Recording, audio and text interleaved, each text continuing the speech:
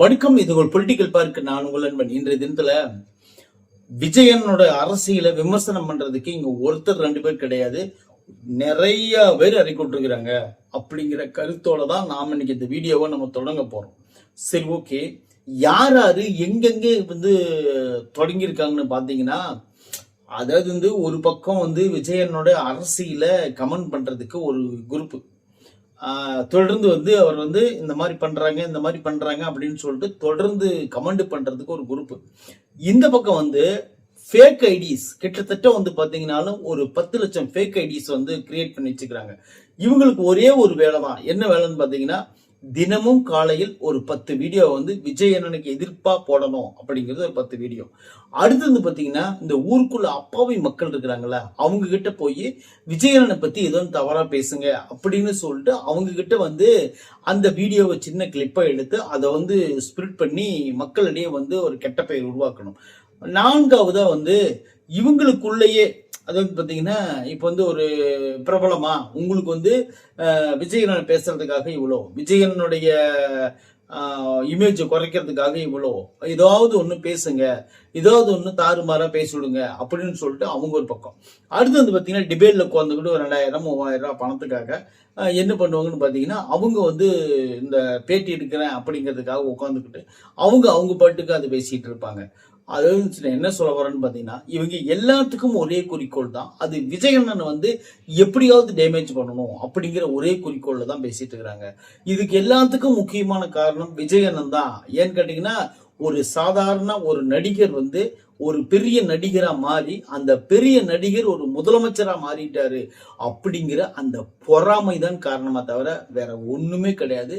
உண்மையில விஜயண்ணனுடைய வளர்ச்சி பிடிக்காத சில பேர் வாலண்டரியா வாய்ஸ் கொடுக்குறாங்கன்னா பாருங்களேன். இன்னைக்கு இத்தனை பேர் கட்சி ஆரம்பிக்கிறாங்கன்னா என்ன காரணம் தெரியுமா? விஜயண்ணனே ஜெயிச்சிட்டாரு, நம்மளால ஜெயிக்க முடியாதா அப்படிங்கிற மாதிரி தான். விஜயண்ணன் ஜெயிச்சாரு, நம்ம ஜெயிக்க முடியுமா?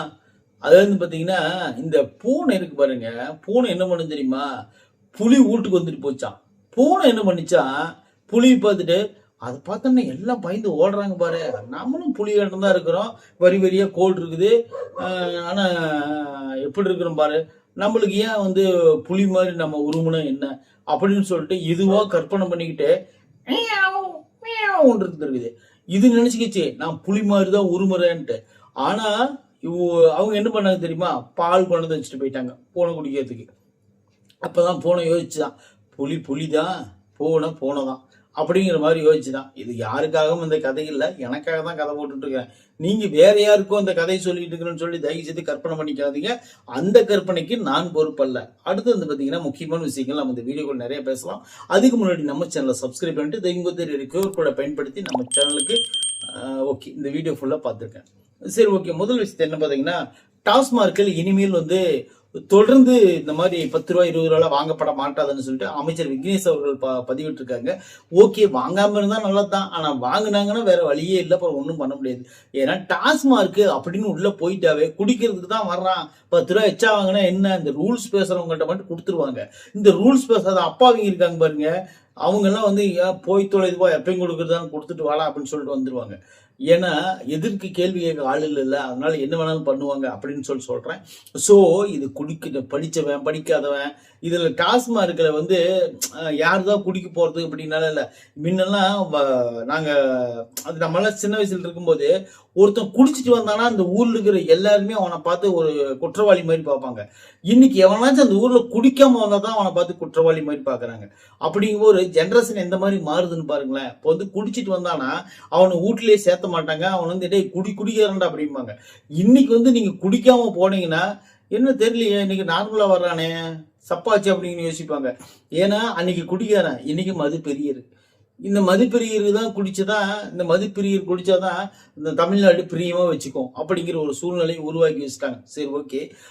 10 ரூபா வாங்க, 5 ரூபாங்க, அதை பத்திலாம் கவலையே கிடையாது. ஆனா இருந்தாலும் வாங்காதீங்க. இன்னொரு விஷயம் சொல்ல போனோம்னா, மதுவே விற்காதீங்க அப்படின்னு சொல்றேன். வேற சொன்னா கேட்டாதான் ஆகும். தயவு செய்து அதை மூடுங்க அமைச்சர் ஐயா அவர்களே, விக்னேஷ் அவர்களே. சரி, அடுத்து பாத்தீங்கன்னா, ஆசைப்பட்டா மீசை எடுத்துக்க சொல்லுங்க, இப்ப என்ன பிரச்சனை அப்படின்னு சொல்லிட்டு சொல்றாரு ஒரு நிர்வாகி சொல்லியிருந்தாரு இதுக்கு முன்னாடி. அதாவது நகராட்சி தேர்தலில் நடக்கக்கூடிய உள்ளாட்சி தேர்தலில் ஒரே ஒரு இடத்துல வந்து தாவேக்கா மேயர் பதவி ஜெயிச்சிட்டா கூட நான் வந்து ஒரு பக்கம் மீசை எடுத்துக்கிறேன் அப்படின்னு சொல்லிட்டு ஒருத்தர் சவால் விட்டுருக்காரு. அதுக்குதான் வந்து என்ன யாரு சிடிஆர் நிர்மல்குமார் அமைச்சர் அவர்கள் என்ன சொல்லிக்கிறான்னு பாத்தீங்கன்னா, தயவு செய்து எடுத்துக்கங்க. ஏன்னு கேட்டீங்கன்னா, ஆசைப்பட்ட மீசை எடுத்துக்கங்க. இப்ப யாருதான் வேண்டான்னு சொன்னது? நீங்க மீசை எடுத்து நாங்கெல்லாம் பார்க்க வேண்டிய சூழ்நிலை. சரி இப்ப எடுத்துக்கங்க, பாவம் எடுத்துக்கங்க அப்படின்னு சொல்லியிருக்காரு. ஏன்னா தாவேக்கா எப்படியும் ஜெயிச்சிரும் அப்படின்னு சொல்லிட்டு எல்லாரும் நம்புறாங்க, நம்மளும் நம்புறோம். So okay. ஆனா மீசை எடுப்பாரு அப்படின்னு கேட்டீங்கன்னா அது கொஞ்சம் டவுட் தான். வெளிநாட்டுக்கு போயிடுவாரு. அங்க மேசி எடுத்திருந்தா அங்க வந்து பார்த்துருந்தீங்கன்னா தெரிஞ்சிருக்குன்றார். சரி ஓகே, அதெல்லாம் வந்து அரசியல சாதாரணமாப்பான கவுண்ட் பண்ணி எனக்கு சொன்னார் பாத்தீங்களா, அதெல்லாம் எவ்வளவு உண்மையா இருக்கு பாருங்களேன். அடுத்த விஷயம், முக்கியமான விஷயத்த நான் பேச போறேன். என்னன்னு பாத்தீங்கன்னா, ஜூலைல வந்து இடைத்தேர்தல் வரும் அப்படின்னு சொல்லிட்டு ஒரு ரூமர் கிளம்பி இருக்கு. அது உண்மையா பொய்யா ஃபேக் நியூஸா அப்படிங்கறதெல்லாம் நம்ம தொடர்ந்து பார்ப்போம்.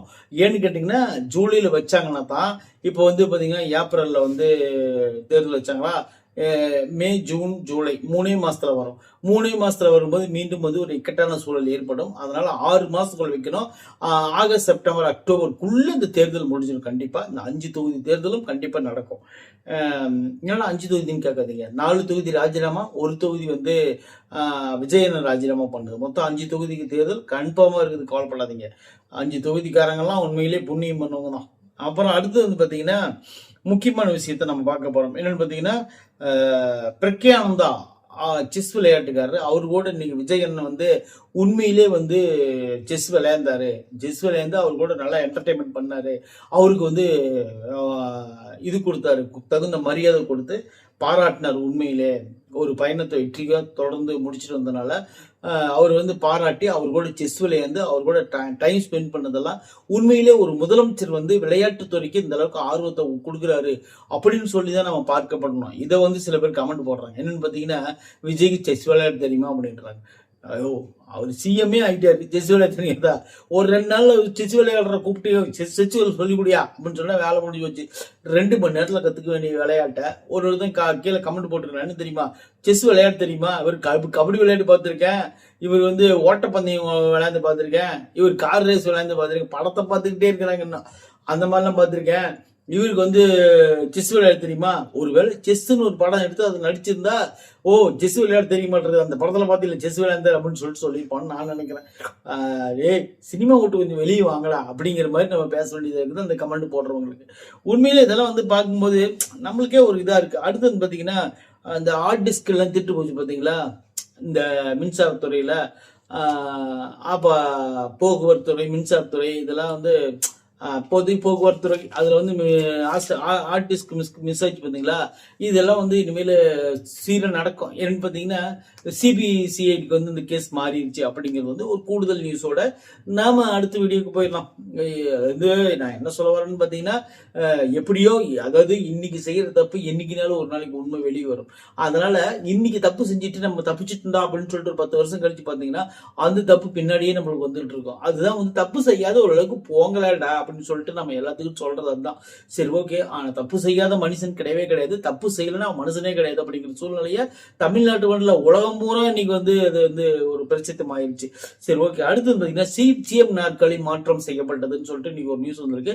சிஎம் நாற்காலியை மாற்றம் செஞ்சுட்டாங்க. சிஎம் நாற்காலி மட்டும் மாற்றம் செய்யல, சிஎம்ஏ மாற்றம் செஞ்சுட்டு தளபதி வந்திருக்காரு. உண்மையிலே வந்து சிஎம் நாற்காலி மாற்றம் செஞ்சது தமிழ்நாட்டுக்கான, அதாவது பெரிய மாற்றத்தை கொடுக்கக்கூடிய தளபதி அவர்கள் வந்து சூப்பரான மாற்றத்தை கொண்டு வருவார் அப்படிங்கிறதுக்காக தான் ஃபர்ஸ்ட் நாற்காலியிலிருந்து ஆரம்பிக்கலாம்னு ஆரம்பிச்சிருப்பாருன்னு தெரியுது. என்னப்பா நாற்காலி மாத்திரத்துக்கே 25 நாளான்னு கேட்டாதீங்க, அவர் மெல்ல ஆரம்பிச்சாலும் சிறப்பா முடிப்பார். ஏன்னா ஆரம்பம் தான் உங்களுக்கு பார்க்கறதுக்கு காமெடியா தெரியும் விஜயனுடைய அரசியல். ஆனா ஃபைனல் டச் அவர் கொடுக்க போறிய அந்த 5 வருஷம் கழிச்சு அவர் கொடுக்கக்கூடிய அந்த ஒரு செயல் இருக்கு பாருங்க, மறக்க மாட்டீங்க. வேற லெவலில் வச்சு செய்வாரு, வெயிட் பண்ணுங்க. அடுத்தது பாத்தீங்கன்னா, சிபிஐ வந்து திமுக கூட்டணி அப்படின்னு சொல்லிட்டு எங்களுக்குள்ள கூட்டணி இருக்குதா இல்லையா, நாங்க வந்து உண்மையிலே கூட்டணியில நீடிக்கிறோமா இல்லையா, சிபிஐன்னு யாருன்னு தெரியும், இந்திய கம்யூனிஸ்ட்.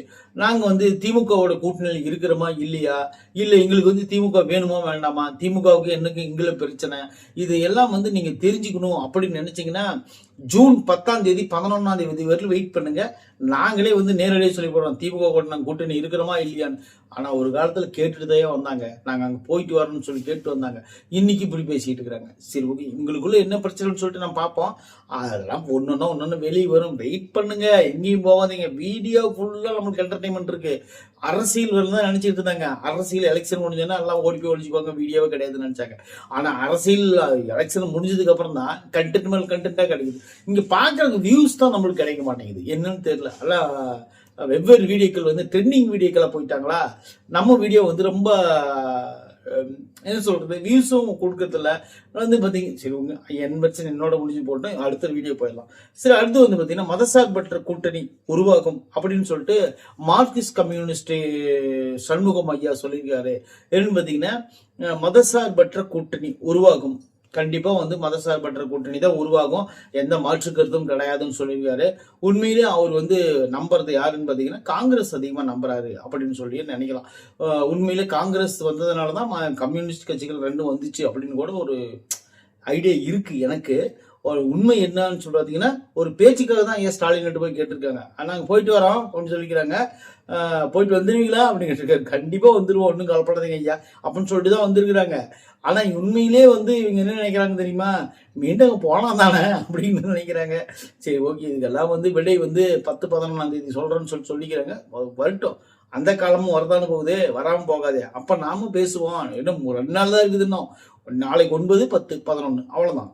சரி, அது அடுத்து பாத்தீங்கன்னா காங்கிரஸுக்கு விசிகே எதிர்ப்பு. என்ன எதிர்ப்புன்னு பாத்தீங்கன்னா மதசார்பற்ற கூட்டணி அப்படின்னு சொல்றது விசிகேவுக்கும் காங்கிரஸுக்கும் ஒரு சின்ன முரண்பாடு போயிட்டு இருக்கு. அது என்னன்னு சொல்லிட்டு விளக்கமா பார்த்துட்டு நாளைக்கு உங்களுக்கு அந்த வீடியோ பேசுறேன். அடுத்தது பாத்தீங்கன்னா சிக்க போகும் மேயர் பிரியா. மேயர் பிரியானா உங்களுக்கு யாருன்னு தெரியும், திமுகவுடைய மிகப்பெரிய ஒரு ஆள் தான் மேயர்.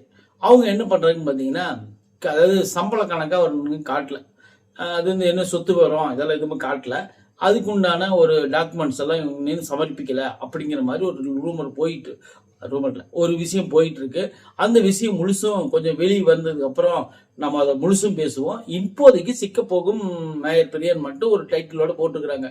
என்ன சிக்க போறாங்க, எதுல சிக்க போறாங்க, எப்படி சிக்க போறாங்கன்னு நாளைக்கு நம்ம தொடர்ந்து பேசுவோம். நீங்க நம்ம சேனலை வந்து ஃபாலோ பண்ணி வைங்க.